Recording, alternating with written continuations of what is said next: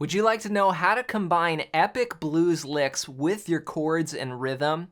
Well, this isn't easy to do if you don't know how, so in this video, I want to share with you insider tips and tricks for how the old school blues masters did just that. Now, the song I'm going to be taking you through is Satisfy Susie, as recorded by Lonnie Mack. So let's get straight into it. The first part we're going to learn is over the one chord in a blues and sounds like this.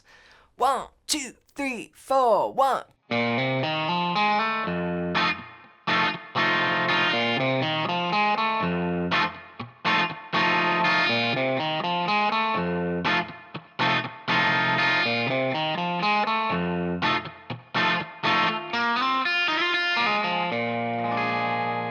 you go to the A chord there. So couple things here. I've got a capo on the first fret, and if you're in standard tuning, then you'll want to put your capo on the first fret to line up with the recording. And then I'm playing a blues in E here. So I've got this E7 chord, and it's really an F concert pitch because I'm up a half step, but I'll just be referring to those chords as like E7 and A7. Now, what we're going to do is start off with this lick. And that starts off with the 5th string just going open to the 2nd fret, then the 4th string open to the 2nd fret, and then on the 3rd string open to the 1st fret. Now these are hammer-ons, so I'm plucking once, but I'm getting 2 notes there. See that?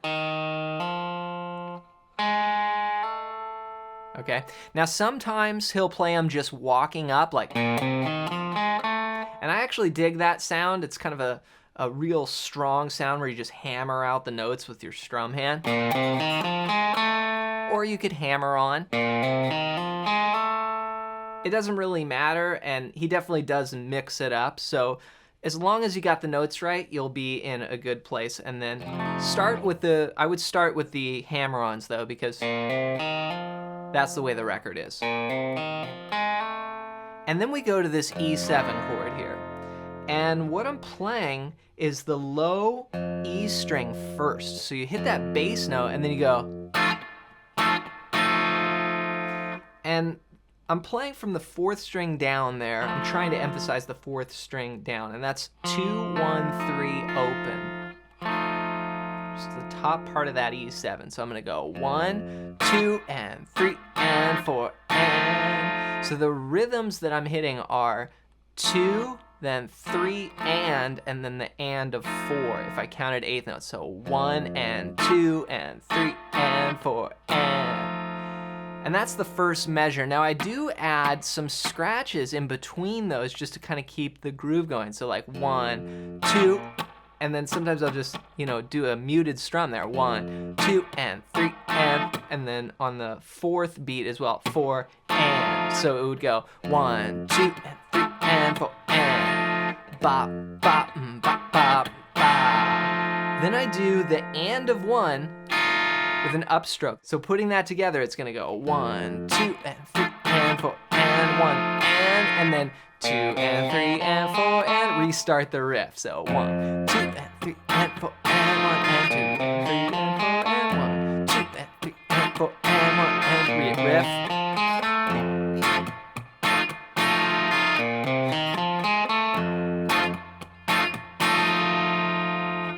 Now that riff there is based on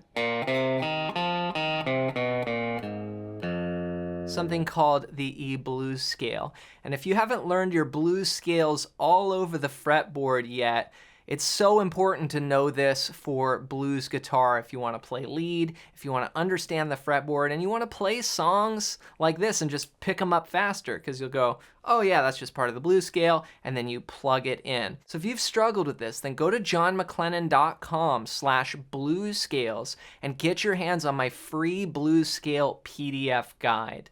This is going to show you patterns used by Lonnie Mack, Stevie Ray Vaughan, B.B. King, Eric Clapton, and all the greatest blues players. And it's completely for free. So go to johnmclennan.com/bluescales and grab that now. Now from here, we go into this lick. So 1, 2, and 3, and 4, and then 1, and 2 and 3 and 4 E and So that's sliding up there from 2 to 4 on the 3rd string. Then you play the 1st string. Then you slide from 3 to 5 on the 2nd string. Then play the 1st string again. So it's, then you do this little, again, part of the blues scale there. That's a pull off from the 2nd fret to open on the 3rd string, and then the 4th string, 2nd fret. So 1 and 2 and 3 and 4 E and Okay, then I go to the A chord. So we end up playing the first part, this, 4 times. So that's 1, 2,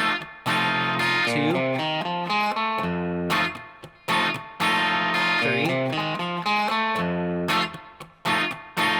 4. Then we go. We play that lick, and that takes us to the A7 chord. Now this is from the 5th string down. Open, 2, open, 2, 3. It's a great chord, and we're gonna apply the same rhythm. So we went like, for the E7, now we're gonna go. Now it's important that you rest in between and you make like those strums short, right? 1, 2, and 4, and it's real percussive, and that keeps the groove going. 1, 2, and 3, and 4, and then you go. Little variation there, I love that. That's the open 5th string, 2nd fret, 4th string, 2nd fret on the 5th string, then 1, 2 on the 4th string. Again, same kind of ideas, but just different notes. So backing up to the A, we go 1, 2, and 3, and 4, and 1, and 2, and 3, and 4, and then we have another lick. We go, okay? Oh, it's so good. So there you're hammering from the 4th string open to the 2nd fret, 3rd string, back to that 2nd fret. You just kind of pivot back and forth. Then play the 2nd fret on the 3rd string, play open, hammer to 1. So, and then that gets you back to the E chord. So on the 4 chord, all together it goes.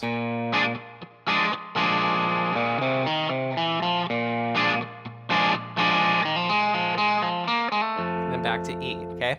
Now here we're gonna tie in the main riff again. 1, 2, and 3, and 4, and 1, and 2, and 3, and 4, and 1, 2, and 3. Then when we go to the turnaround here of the blues, we go.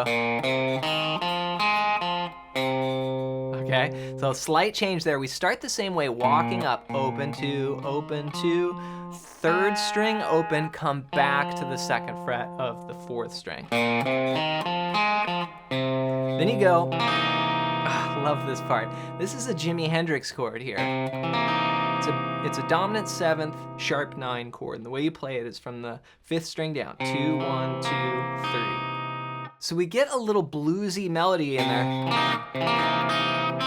From the sharp 9 there, on the B7 sharp 9, to the open string, which is the root. So it's like flat 3rd or sharp 9 to the root. So 1, 2, and 3, and 4, and then you go. Okay, so that's the open 2nd string, then slide 2 to 4. Play the open 2nd string again, slide again, then play the open 1st string. So it goes. Love that. Then you go.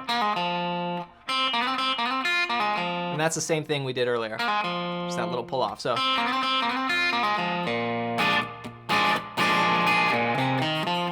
Back to E. Now check this out. Okay, then we have these hits here. We do a G chord to an A chord. Those are basically just half notes. 1, 2, 3, 4, and then and on the and of 4, do this little hammer on open 3rd string, hammer back to 1. It's a classic blues move there. So 1, 2, 3, 4, and 1. And then that E leads us back to the main riff on E. So if I back up and play leading into the turnaround, that B7 chord, it's gonna sound like this. 1, 2, 3, 4, 1.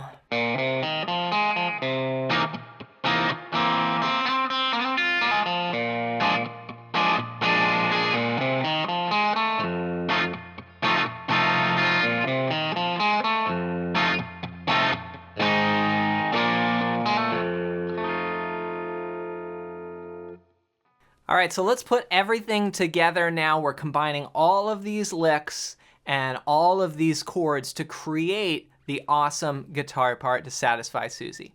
So get set. We're gonna come in on beat 2. So I'll give you a measure 1, 2, 3, 4, 1, 2, and then we'll start there with the lick. All right, here we go.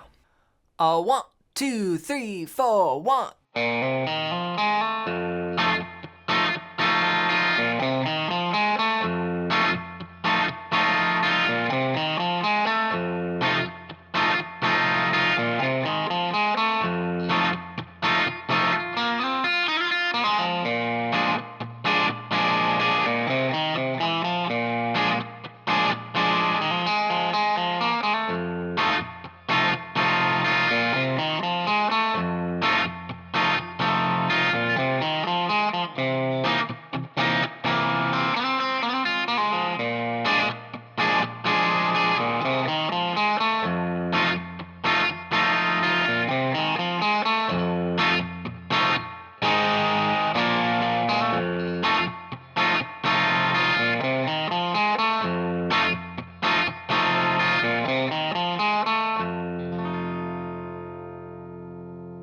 So there you have it, an awesome example of being able to combine bluesy licks and rhythm and chords together. Now, if you really want to master this, where you can improvise just like the old school blues legends, then go to johnmcclennan.com/bluescales and get your hands on my free blues scale PDF guide. This is going to show you the patterns and ways to navigate the neck just like all the great blues players, and it's completely for free. Just go to johnmcclennan.com/bluescales and grab that now as my gift to you. As always, hope you enjoyed this video, and if you liked this one, you might like this one next.